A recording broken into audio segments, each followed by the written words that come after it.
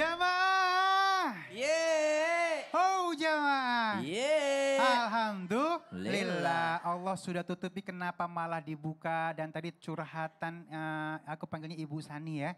Ini luar biasa. Beliau sendiri mengurus ketiga orang anaknya. Ya setelah ditinggal 5 tahun lamanya dari suami tercinta.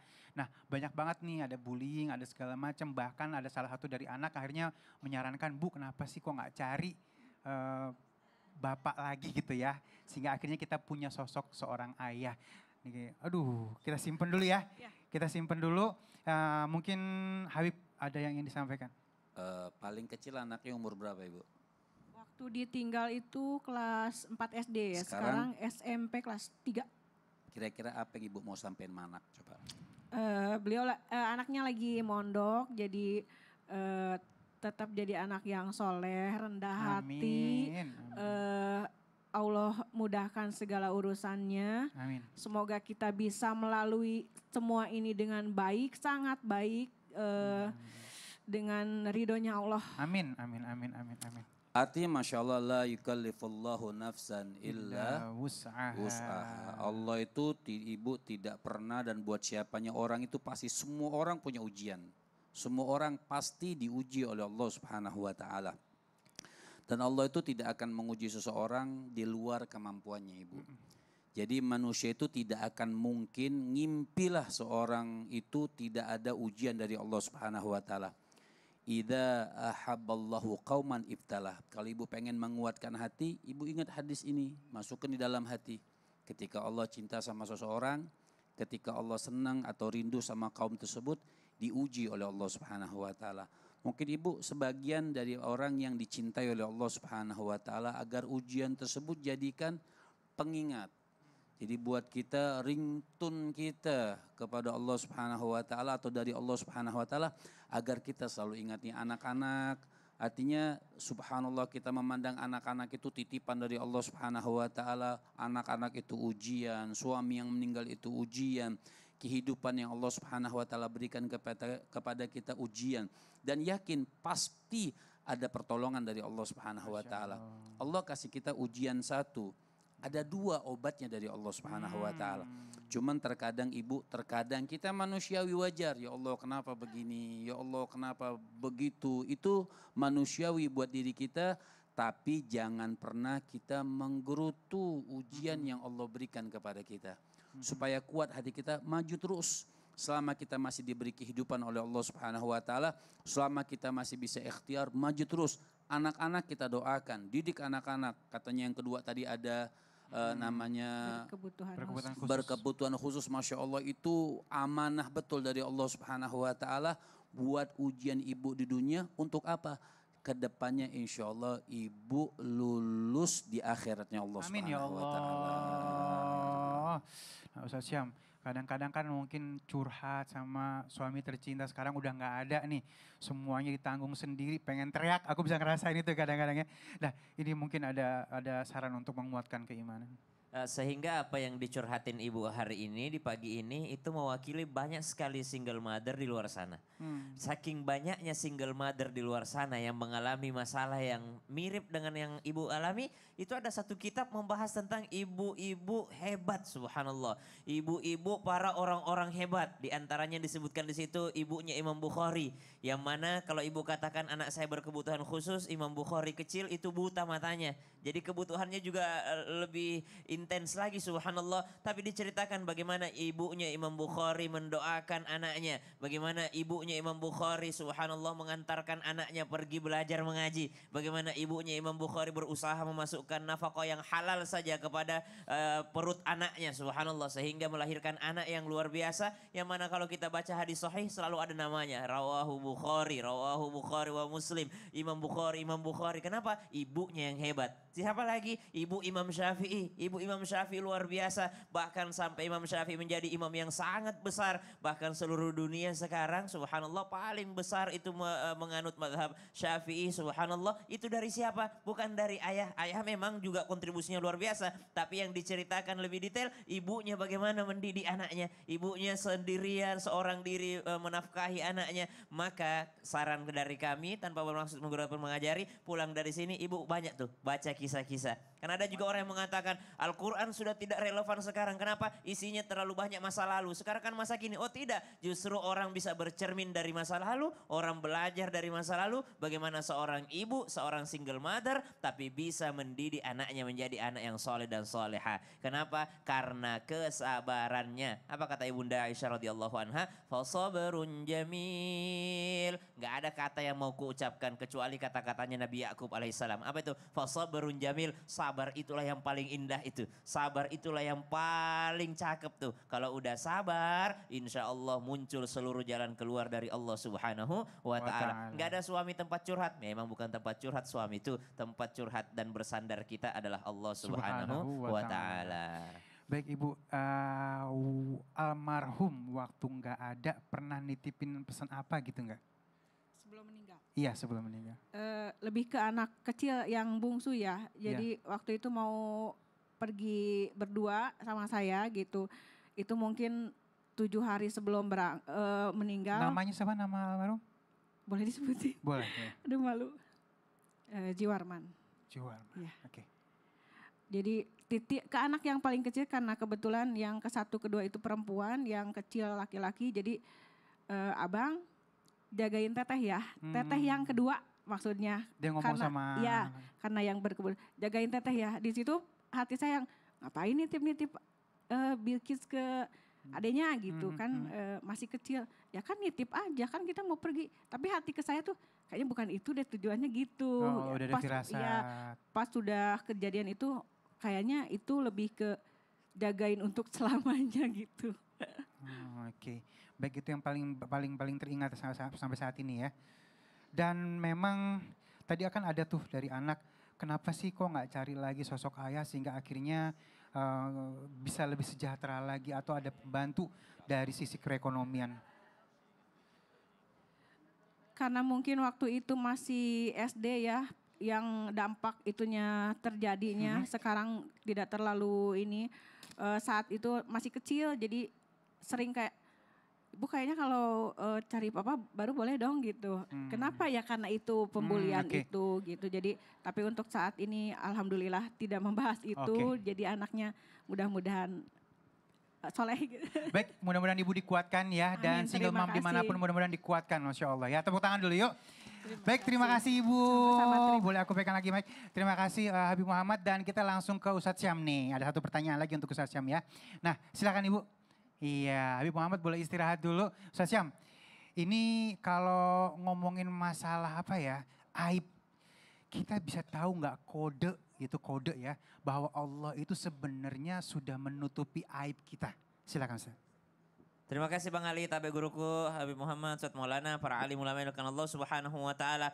Kode atau aib bahwa Allah sudah menutupi aib kita, subhanallah tidak ada kode, tidak ada daripada pertandanya. Kenapa? Karena memang Allah tutupi aib kita. Allah tutupi aib kita, seandainya Allah tidak tutupi aib kita, tidak ada orang yang berani keluar kamarnya. Tidak ada orang yang berani keluar daripada rumahnya. Kenapa? Malu. Sehingga subhanallah di antara hadis Nabi SAW yang singkat padat tapi bisa memberi pelajaran bagi orang-orang yang merenungkan. Apa itu? Al-haya'u minal iman. Malu itu bagian penting dari keimanan. Orang kalau ada malunya tidak mungkin berbuat semena-mena. Minimal kalau engkau tidak punya malu di dunia, malulah tentang akhirat. Kenapa? Nanti di akhirat iqra kita. Baca kitabmu. Lalu dimunculkan layar yang besar yang seluruh manusia. Dari sejak zaman Nabi Adam sampai manusia terakhir nanti. Itu menonton semua. Ternyata di luar pakai peci. Di dalam begini. Ternyata di luar pakai jilbab. Ternyata aslinya begini hatinya. Subhanallah. Maka kalau ada malu. Sehingga ini kita dikatakan menjadi rem bagi orang-orang yang beriman. Sehingga disampaikan juga kepada Nabi SAW dari malaikat Jibril alaihissalam, idza lam tastahi fasna' ma syi'ta. Di antara nasihat dari Nabi pertama, Nabi Adam alaihissalam, nabi-nabi terdahulu, kalau kau tidak punya malu maka lakukan semaumu. Sehingga kalau dikatakan adakah tanda-tanda Allah menutupi aib kita, tidak ada tanda-tandanya karena memang Allah sudah tutupi aib kita. Tidak ada yang Allah sebarkan aibnya, Allah tutupi aibnya. Sehingga Allah masih sayang kepada hambanya. Dengan rasa kasih dan sayangnya Allah, kita ditunggu bertaubat kepada Allah Subhanahu wa ta'ala. Jangankan orang-orang yang berdosa sembunyi-sembunyi dan terang-terangan, orang yang melampaui batas saja Allah katakan dalam Al-Quran, ba'da qul a'udzubillahi minasyaitonir rajim, qul ya ibadiyalladzina asrafu ala anfusihim la taqnatu min rahmatillah innallaha yaghfirudz dzunuba jami'an. Jangankan yang mengumbar aib, yang menutupi aib dirinya sendiri, yang melampaui batas saja, itu masih disayang sama Allah dengan mengatakan, la taqnatu min rahmatillah. Jangan berputus asa daripada rahmatnya Allah Subhanahu wa ta'ala. Jadi setiap hari, setiap saat Allah sudah tutupi aib kita. Tapi perlu juga untuk kita sadari, ada hukuman yang kadangkala kita tidak sadari. Tahu nggak hukuman bagi orang-orang yang beriman itu? Bukan dibongkar aibnya sama Allah. Hukuman bagi orang-orang beriman itu ketika lisannya sudah tidak betah lagi menyebut nama Allah. Itu hukuman itu. Jadi jangan dianggap azab itu tsunami, banjir, longsor. Kalau ada lisan sudah tidak betah berzikir, itu berarti sudah dapat azab dari Allah itu. Ya Allah, itu mah kalau begitu celaka dunia, celaka akhirat ya Allah. Terima kasih Ustaz. Sama-sama Bang Ali. Ya Allah, ngebayanginnya aja nggak nyampe gitu ya. Baik, nah sekarang kita minta lagi ilmunya dari Habib Muhammad Syahab. Masya Allah. Siap, Bang Ali. Ya Habibi, ini juga sering nih Bib. Kadang-kadang kita nongkrong pengen tampil gitu, pada saat kita nongkrong akhirnya kita ngangkat sebuah curhatan, cerita. Nah kalau cerita yang biasa-biasa kurang menarik, kita angkat aib lagi. Keceplosan nih. Aib kita angkat orang tua. Wah orang tua saya mau begini. Orang tuanya aibnya dibongkar. Nah ini bagaimana untuk menyikapi ini ya Habibi? Baik. Nabi SAW mengatakan secara umum, mau itu orang tua atau orang lain atau siapapun. Siapa orang yang membukakan aib saudaranya, orang yang membukakan aib saudaranya, maka Allah Subhanahu wa ta'ala akan bukakan aib dia di dunia dan di akhirat. Lihat, siapa orang yang membukakan aib orang, siapapun mereka, Allah akan buka aib dia di dunia dan di akhirat dibukakan oleh Allah Subhanahu wa ta'ala. Artinya, apalagi itu orang tua kita. Kita boleh sebenarnya curhat sama seseorang itu boleh, bukan tidak boleh. Tapi bukan secara umum. Misal kita curhat, misal guru kita, Ustadz Maulana, Ustadz, saya mau curhat, orang tua saya begini, misal, contoh gitu. Nanti yang keluar dari beliau nasihat. Oh nasihatnya seperti ini, nasihatnya seperti ini. Hal yang memang nasihat tersebut bukan bikin jauh kita dari orang tua. Ada kadang-kadang kita curhat sama kompor. Curhatnya sama gas. Jadi tambah marah. Jadi akhirnya kita curhat, oh memang betul tuh. Dia tambah lagi, orang tua saya juga begini. Nah, jadi akhirnya. Jadi curhat itu diperbolehkan saja asal untuk mencari solusi. Bukan mencari orang yang membela kita atau orang yang hanya membenarkan kita. Itu bukan curhat namanya. Itu mengadu-ngadukan. Hal yang demikian rupa ini tidak memang sangat tidak bagus, apalagi berhubungan dengan orang tua kita. Apapun bentuknya orang tua kita itu harus kita hormati. Walaupun mungkin terkadang kita menjauh, misalnya orang tua yang kasar, misalnya kita menjaga jarak. Tapi tidak memutuskan silaturahmi kepada orang tua kita. Jadi apa yang kita hidup itu jangan dibikin seperti sinetron. Bu, sehat? Sehat. Hidup itu jangan dibikin sinetron. Oh kayak sinetron, tiba-tiba orang tua jahat, nanti di akhir jadi bagus. Dapat warisan banyak misalnya. Itu semua udah diatur. Jadi kehidupan kita jalanin sebagaimana yang memang sudah keputusan Allah Subhanahu wa taala. Apa yang Allah Subhanahu wa taala berikan kepada kita, itu kita syukuri. Seperti apa yang dikatakan oleh Rasul sallallahu alaihi wasallam, Nabi katakan man utiya fasyakar. Siapa orang diberi oleh Allah Subhanahu wa taala, dia pandai bersyukur. Wa betuliya fasabar. Ketika mendapatkan ujian dari Allah Subhanahu wa taala, dia punya sifat sabar. Wa dzulima faghafar. Ketika dizalimi, dia memaafkan. Wa dzalama fastaghfar. Ketika dia yang menzalimi, dia minta maaf. Ini saja yang kita pegang. Ini daripada Rasul, pedoman ajaran daripada baginda Nabi besar Muhammad Sallallahu alaihi wasallam. Jadi kalau kita curhat sama orang, akhirnya orang lihat orang tua kita ketika lewat, orang jadi kurang ajar sama orang tua kita. Bener, Kita pun nggak seneng ketika orang kurang ajar sama orang tua kita. Yes. Tapi apa yang menyebabkan orang itu kurang ajar, kurang hormat sama orang tua kita? Dengan sebab bahasa kita. Dengan sebab cerita kita, dengan sebab dongeng kita yang kesana kemari tentang orang tua kita. Sehingga orang memandang orang tua kita jadi negatif, itu yang kurang bagus. Kita simpan dalam diri kita, kemudian kita lakukan 4 hal daripada baginda Nabi besar Muhammad Sallallahu Alaihi Wasallam yang apabila diberi kita bersyukur, apabila diuji kita bersabar, apabila didolimi kita memaafkan, apabila kita yang mendolimi, kita yang minta maaf. Maka Nabi katakan ulaika lahumul aman wa hum muhtadun. Kata Nabi, mereka ini yang 4 hal mereka lakukan akan selalu mendapatkan keamanan dan jalan mereka mendapatkan hidayah taufik. Dan sebab mereka seperti itu, orang tua mereka pun akan mendapatkan hidayah dari Allah Subhanahu wa taala. Oh, makanya hati-hati ya. Kalau udah mulai ngobrol-ngobrol, curhat-curhat, udah nyerempet ke sono, mendingan kita tahan ya Bib ya. Betul. Atau sebagai teman yang baik, udah jangan ngomongin gitu, kita ngomong yang lain aja gitu kali ya. Betul. Masya Allah, terima kasih Habibi. Baik. Tepuk tangan dulu yuk. Iya tuh temen yang baik, kalau misalnya ada aib yang dibongkar, kita ngomong yang lain aja yuk gitu ya, boleh ya. Jadi akhirnya dua-duanya jadi berkah ya. Baik, sekarang kita masuk ke dalam segmen curhat dong Ustadz. Iya, kami curhat. Siapa lagi yang mau curhat? Udah ini aja nih yang paling semangat nih. Kalau di sini mah curhatnya harus kenapa? Karena nanti akan ada ilmu untuk menyikapi curhatannya itu ya. Jadi curhat di sini bener nggak kayak Habib tadi bilang curhatnya apa kompor ame gas. Baik, boleh semua guru maju ke depan yuk kita sikapin curhatannya. Namanya siapa? Tinggalnya di mana? Majelis talimnya apa? Ya RT-nya siapa? Assalamualaikum warahmatullahi wabarakatuh. Waalaikumsalam warahmatullahi wabarakatuh. Saya Uis Komalasari dari Majelis Taklim At-Taubah, Cicalengka, Bandung. Bandung, iya.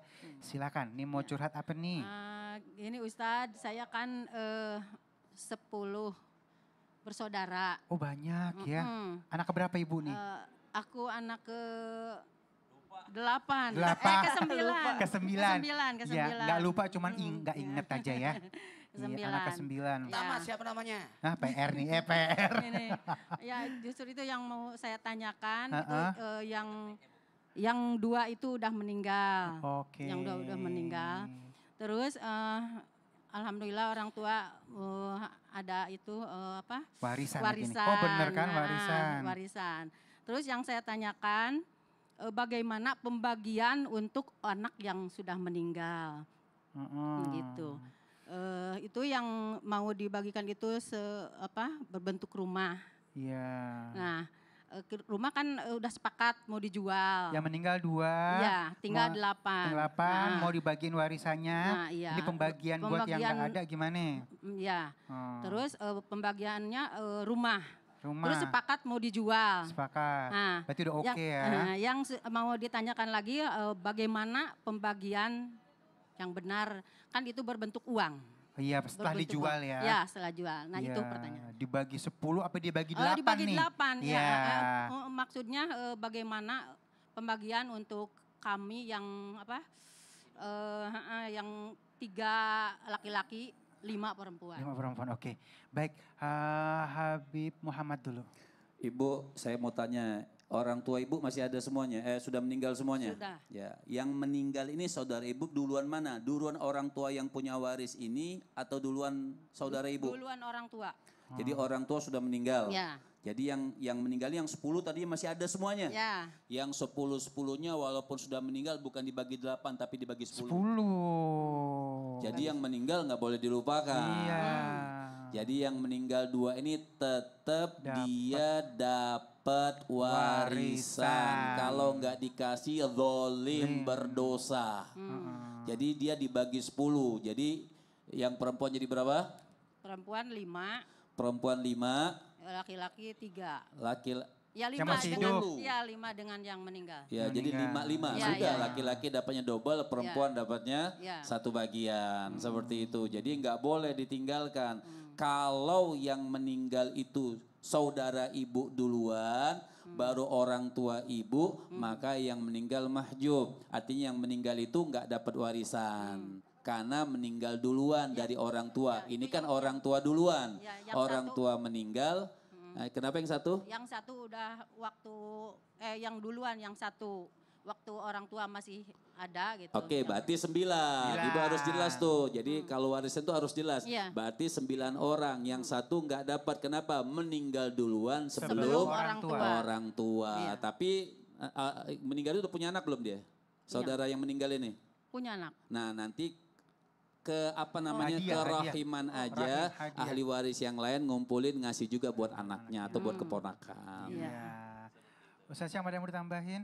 Ya betul, sudah selesai. Ya jadi kita harus tahu bahwa yang sudah meninggal itu punya hak kalau seandainya yang meninggal itu adalah meninggal setelah si pewaris meninggal dunia. Tapi kalau dia sebelum maka dia tadi sudah disampaikan bahwa mahjub tertutup. Dan harus jelas juga Bu, rumah itu punya siapa? Punya bapak kah atau punya ibu kah atau punya berdua kah? Maka harus jelas siapa punya harta, harus jelas siapa ahli waris, harus jelas apa warisannya, maka jelas semuanya. Nah setelah semua sudah sesuai syariat, barulah dilihat keadaan, oh ternyata ada anak yatim yang mesti kita bantu sama-sama. Ini rasa cinta dan kasih sayang daripada om dan tantenya. Makanya penting mewasiatkan bukan hanya mewasiatkan harta, tapi penting mewasiatkan ilmu dan ketakwaan kepada Allah Subhanahu wa taala. Iya, jadi bukan nggak dibagi Bu ya, tapi dikasih ke ahli warisnya ya. Baik, alhamdulillahirobbilalamin. Ustadz Maulana saya mungkin belum ada dikasih deh. yang mau nambahin lagi sedikit ini. Iya. Ini ya, saya mau nambahin banyak. Oh, banyak yuk. Durasinya masih banyak tuh. Iya. Jadi buat kita semua, terima kasih banyak kepada tim Islam itu Indah yang memberikan kesempatan untuk curhat. Curhat itu bukan membuka aib. Tapi curhat itu mencari solusi. Apalagi curhat yang disampaikan tadi Ibu tentang perihal tentang warisan. Jadi Betul pembelajaran, kata Habib Muhammad Sahab bahwa segera warisan itu harus disegerakan karena bisa merugikan ahli waris yang meninggal setelah warisan itu belum dibagiin. Makanya hati-hati. Ketika warisan belum dibagiin sementara ada yang wafat, berarti kita merusak haknya orang. Ya, karena gini, kalau dia meninggal sudah terputus hak warisnya. Tapi kalau masih hidup, ada haknya tapi belum dibagikan, keburu meninggal. Maka ini yang terjadi. 9 orang ini dapat warisan, tapi yang satu yang sudah meninggal tolong Terus dikasih satu sebagai lagi sedekah. terakhir misalnya kalau suami meninggal duluan, istri Ya. masih ada misalnya. Berarti Ya. si istri juga dapat nih. Iya, Ibunya ibu juga dapat. Dari 1/8. warisan ibu-ibu sudah meninggal juga nanti dibagikan lagi ke anak-anak. Tapi dibagikan dulu buat ibunya. Iya, Nanti ibu iya. tanyakan lagi sebab agak panjang nanti kita tanya. Masya Allah. Baik Ustadz Maulana sedikit mungkin kesimpulan buat Ya kita hari ini. kesimpulan buat kita semua, ayo jaga omongan kita, jangan langsung mengumbar-ngumbar, mungkin tujuannya untuk membuat dia tenang hatinya, tapi bisa jadi atas apa yang kita ucapkan itu bisa jadi menyakiti orang-orang di sekitar kita. Tujuannya sih curhat, tapi sebenarnya endingnya membuka aib keluarga, nauzubillah. Na'udzubillah min Apalagi membuka aib sendiri. Ingat, setiap yang diucapkan keluar dari mulut kita kelak akan diminta pertanggungjawabannya. Nauzubillah. Buat kita yang suka membuka aib, tolong hati-hati, ada namanya dosa jariah. Ya Allah nyampe kemana-mana deh ya jualnya. Baik alhamdulillah terima kasih guru-guru yang dimuliakan Allah Subhanahu Wa Taala. Terima kasih jamaah yang sudah hadir di studio. Terima kasih juga untuk seluruh pemirsa di rumah. Selamat beraktivitas. Jamaah. Alhamdulillah. Astaghfirullah.